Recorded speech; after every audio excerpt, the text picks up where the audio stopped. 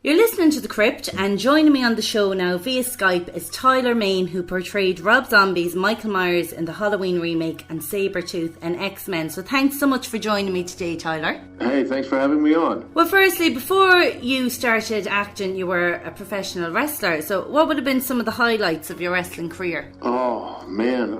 I got to wrestle all over the world. Wrestled as a tag team with Kevin Nash in the WCW.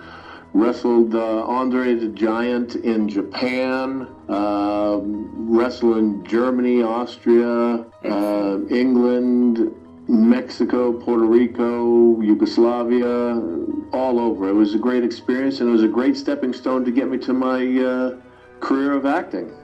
Well, I can imagine as a wrestler you would have sustained a lot of injuries. Have you any old injuries you'd still suffer with pain today from?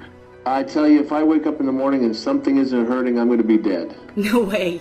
But like I say, it was a great stepping stone to the acting. Then what was your step over then? Can you tell me about your move from wrestling into acting? How did that happen? Yeah, actually, it's kind of funny how it happened. I was wrestling in Mexico, and I was one of their lead villains. And they asked if I wanted to do a wrestling movie. Have you ever seen any of those? The Lucha Libre wrestling movies? I haven't actually. Well, you got to check them out. Yeah. This was in the 80s, early 90s, somewhere around there. And I said, well, I don't speak Spanish. They said, don't worry about it. We're going to dub you. It'll be great. Just do your thing. And I played an intergalactic vampire that had 3 midget sidekicks dressed up as aliens, and I was chasing around this woman, and I shot laser beams out of my finger with a pink fog that followed me everywhere I went. It's crazy, but from that I realized I didn't want to get dropped on my head anymore, and started the transition out into the acting. And then, of course, you got your role then as Sabertooth in X-Men. Were you into comic books growing up? I watched the cartoons. I was never really a big reader because I was slightly dyslexic, but I watched the cartoons. I knew about them. I did not know how big it was and how big of a fan following it had, and luckily I didn't, because I probably would have psyched myself right out. But ended up going in there and talking with Bryan Singer, and I went all the way. I got myself some fangs. I did some research, actually, and started looking at the comic books, and I got some fangs and put them in and went in to talk to Bryan Singer, and had the long blonde hair, and he was like, oh my God, it's Sabertooth. So, you know, it was a great lucky step for me. And then, of course, you had your part in The Devil's Rejects. Did it bother you that that was an uncredited role? No, I actually asked it to be uncredited because I was coming into it late in the game. I just said, please just give me an uncredited role, because all the major credits had already been handed out and already negotiated.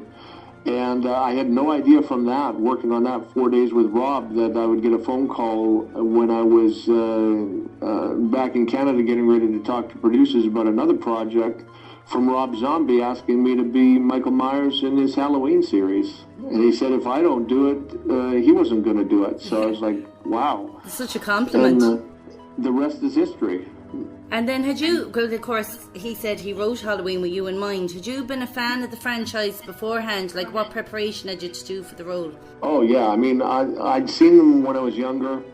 I went back and watched all of the Halloweens again, except for number 3, where Michael Myers doesn't appear. I don't know what the heck that's all about. Now you can call it Halloween, but went back and watched that and talked with Rob, and I said, Rob, I want to make it more than a one-dimensional character and bring some life to the character.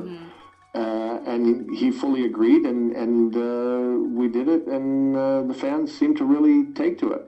Well, that's now what I want to ask you, right? This was the first time Michael was given a personality, and we got the backstory to his troubled childhood. So I loved this. I thought it was brilliant. So I thought I wanted to see what other Halloween fans thought of that. So there's a Facebook page called Horrorthon. It's a movie festival here in Ireland. And I was asking what they thought of Rob's portrayal of Michael. And a guy named Damien Holmes, he said that if you shed too much light on the monster in the dark, then it ceases to be scary and can become something more pitiful than terrifying. Would you agree or disagree with that? No, I kind of disagree with that, because when you see his backstory and how he's a product of his environment and see that, I mean, like, if you research any of these serial killers, they can fit in with society. You could have a serial killer living right next door and not even know it. That's more scarier to me than this whole being afraid of the dark. Thinking that the person next door to you or the person walking down the street, anyone that you see walking on the street could actually be a serial killer, that is more frightening to me. It brings it into reality. And then in part 2, I thought Jade was fantastic at a young Michael Myers, but then obviously he got older, so they had to get a different actor for part 2. What did you think the job he done? Would you have preferred seeing the original actor in that part, if possible? You know, I think he did a great job.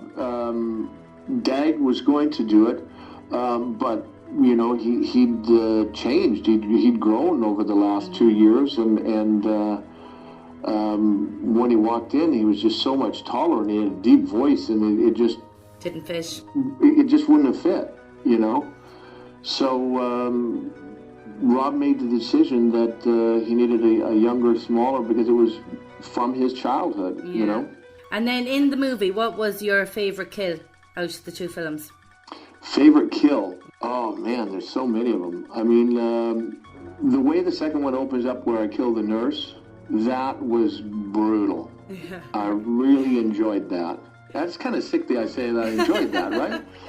Well, you know, what can you say? I know, but when I was talking to Kane Hodder a couple of weeks ago, we were saying, like, we'd love to be in the room with the people who are dreaming up these kills to start with. You just have to play it. I'd love to meet the guy who thought it up in the first place. Exactly, right? Well, you know, I mean, now I've moved on to that kind of position also. I started my own production company, Main Entertainment, and we're getting ready to film our second film, Penance Lane, this July in North Carolina. But our first one, Compound Fracture, has some pretty good kills in it, and it's going to be coming out in May. And could you tell us a bit about the storyline of Compound Fracture? Compound Fracture is about a family that needs to reunite. It's got 3 iconic serial killers in it. It's got myself. It's got Muse Watson, the killer from I Know What You Did Last Summer, that plays my estranged father, and Derek Mears, Jason from the new Friday the 13th. And it's basically about my character gets a phone call to come back home because his father's losing his mind with dementia. But what actually has happened is the family is being bonded together and is being all held in the house by an estranged entity. And we have to kind of fight our way out, and then we figure out that fighting our way out might not be the best solution. So we have to come face to face with our demons, so to speak. Oh, and you wrote that with your wife, didn't you? Compound Fracture. Yes. Yeah. She's the main writer on it, Renee Geerlings. She was the editor-in-chief of Top Cow Comic Books for several years. She worked with Radical and helped develop the Oblivion comic book, and has done a lot of that. And she is the president of Main Entertainment and is going to be with us on Penance Lane also, and playing one of the lead villains. Is that a horror too? Penance Lane is, I class it as an extreme horror. Renee says it is a film that her mother will not want to watch. And that is, I play Crimson Matthews. I get released from prison, and my cellmate sends me on a mission for him to Penance Lane, to a house in Penance Lane, to try and get redemption. And what I find in the house is not exactly what I expected. So it is going to be intense. We've got a great cast lining up for it. It's going to be a heavily stunt-driven film. I'm reuniting with Ben Jensen, the stunt coordinator from X-Men, is going to be doing our stunt coordinating for it. We've got George Lynch is going to be writing some music for the film. Also, James Lomenzo, the bass player from Megadeth and White Lion, is going to be doing our score along with Tyler Bates. So we've got a stellar team. We've got Tracy Lords on board, is coming in to play a character. Daniel Roebuck will be on board Muse Watson is going to be coming on again, and also I'm going to be teaming up with my old tag partner Kevin Nash, who is going to be making an appearance in the film.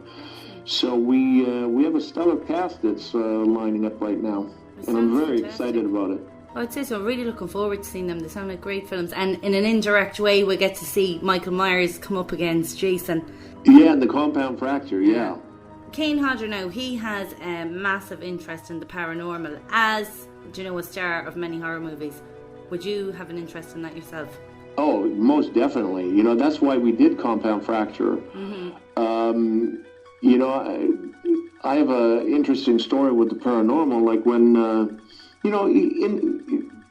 when you hear about it, you're like, yeah, it could happen, it could not.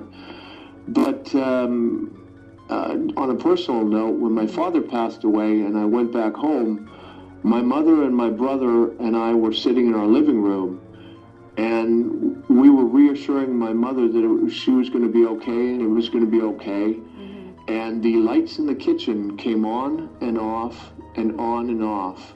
Oh my God. So it was kind of our way of, my father's way of saying, I'm still here with her. You guys go do what you have to do. Everything's going to be fine. That's amazing, isn't it? You hear so many stories like that, and I think it's so comforting, isn't it? Yeah. I'm glad it was my father in a comforting way, and I didn't run into some other entity that, I wouldn't want to meet. Definitely. But yeah,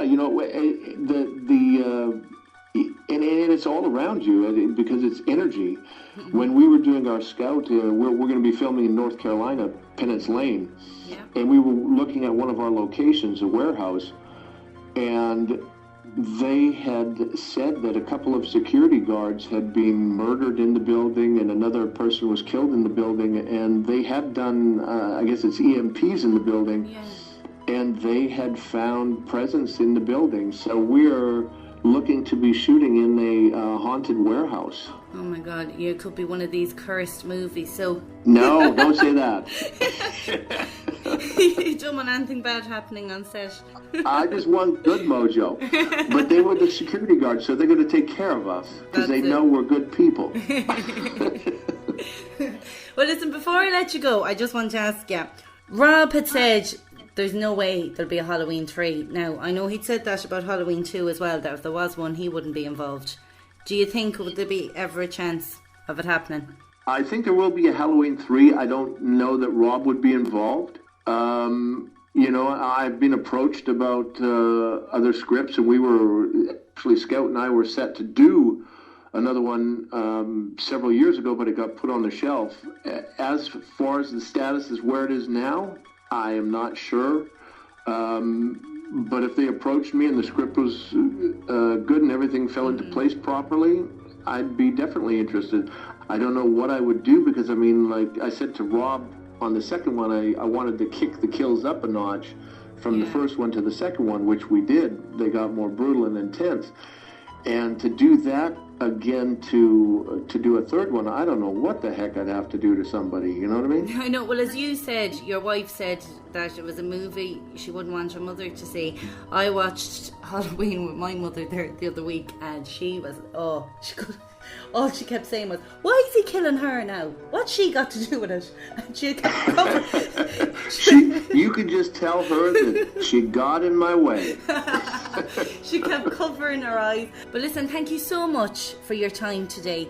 And hopefully when the movies are released, we'll get you back on the show again. Yeah, that'd be great. And please tell everybody to check out my Twitter. It's Tyler_Main. And also to follow Main Entertainment, which is everything is like at Main Entertain and Main Entertain on Facebook. Well, thank you so much, Tyler. It's been a pleasure talking to you. Hey, thanks for having me on.